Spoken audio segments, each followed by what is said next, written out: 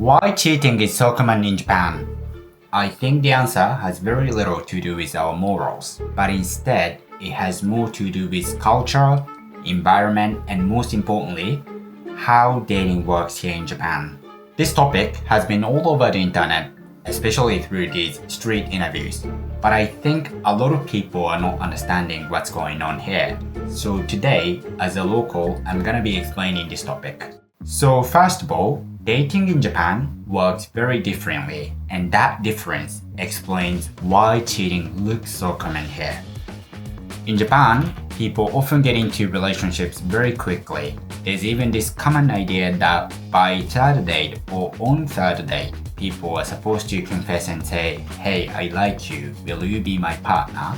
This doesn't mean it's always exactly 3 dates. I personally haven't followed this custom either, but I would say from what I've seen around me, like my friends, it's quite common. And because of that, level of commitment in the beginning of the relationship can feel lower compared to other countries. And this already explains a lot why cheating looks common here, right? So where does this image come from? Why so many people think cheating is everywhere in Japan? And a big part of it comes from these street interviews on TikTok, Instagram, YouTube. You have probably seen online where people are asked, "Have you ever cheated?" And if you look closely, those interviews are done in Shibuya. So Shibuya is a place where young people come, hang out, party, have fun. And combined with the fact that we Japanese people are very shy, we don't really have this small conversation culture like in the US. So imagine you trying to street interview people on the street in Tokyo. It's actually very difficult. First of all, they wouldn't stop. Even if they did stop, they wouldn't be so engaged in conversation. They would probably say, "Sorry, I'm busy, I have to go." So these people taking these street interviews on the street, I would say they are a very small group of people in the society. And these two factors already explains why cheating looks so common in Japan. So far, I've been explaining why cheating looks so common in Japan. So now, let me add my own perspective. I've lived in different countries and I've experienced different dating cultures. Having said that, do we Japanese cheat more?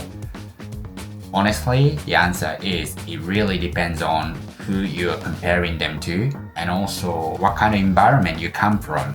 I know this sounds like a boring answer, but I can't give you yes or no because let's say if you come from a small city or with a conservative background, then Tokyo can feel like wild, and in that comparison, yes, we look like we cheat more. Personally, I've met very loyal Japanese women, but also I know or I've met great liars or cheaters, so it really comes down to individual. But there are a few more things that I want to mention. I would say, especially Tokyo, it is the easiest city to cheat because anonymity is guaranteed. Inside Tokyo, there are a lot of areas that are as big as entire cities in other countries. And because of that, it's really less likely that you run into people you know. And on top of that, we do have love hotels, which is like a motels, place where you rent for an hour or so. And I heard in some countries using motels is not really common for couples, but in Japan it's really common and casual. So yeah, logistically speaking, especially Tokyo, I would say Tokyo is a really easy place to cheat.